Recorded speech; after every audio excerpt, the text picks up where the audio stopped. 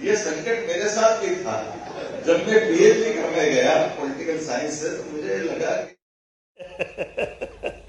अब आप इसको अब जिधर भी रखना चाहो, ये शोध हुआ, शोधार्थी का बोध हुआ, जो उसका ज्ञान विज्ञान की यात्रा हुई, लेकिन उसने अपने गांव के अंदर जिस मार्ग से वो बढ़ा, मुझे लगता है दत्तोपंत शोध संस्थान में उसके उस भाव को समझने की जरूरत है।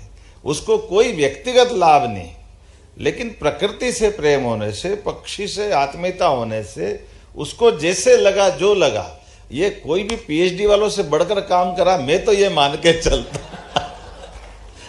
क्योंकि हमारी पीएचडी कई बार हमको ही नहीं मालूम पड़ती कि वो पीएचडी है काहे के लिए। और वो तो और दिक्कत कब कर देती है, आप सबके लिए तो धक जाए, राजनेता करे तो और डबल आफत हो जाती। राजनेता के साथ संकट जुड़ जाता है कि राजनेता के पीएचडी है, इसका मतलब बिल्कुल ये तो कर ही नहीं सकता, पता नहीं क्या चक्कर। ये संकट मेरे साथ भी था।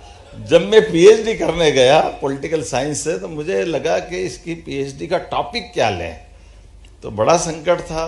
ये दो वो दो, ये 50 तरह के विचार हो गया। हमारे आचार्य से बात हो गई।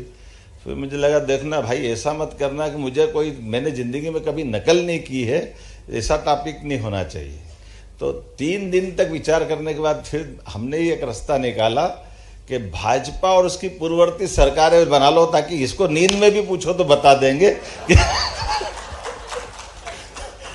ये टॉपिक पे संवित सरकार कब बनी, जनता पार्टी की सरकार कब बनी, पटवाजी की सरकार कब बनी, उनकी विशेषता ये हो गई। हमारी पीएचडी पूरी, हमारा भी काम चल गया। ये संकट मैंने इसलिए बताया कि ये विषय समसामयिक है, कि हमने अपने उस शोध को इतना क्लिष्ट कर दिया है। वो क्लिष्ट क्या, वो बलिष्ठ हो गया, हम पे हावी हो गया, पता ही नहीं चलता है।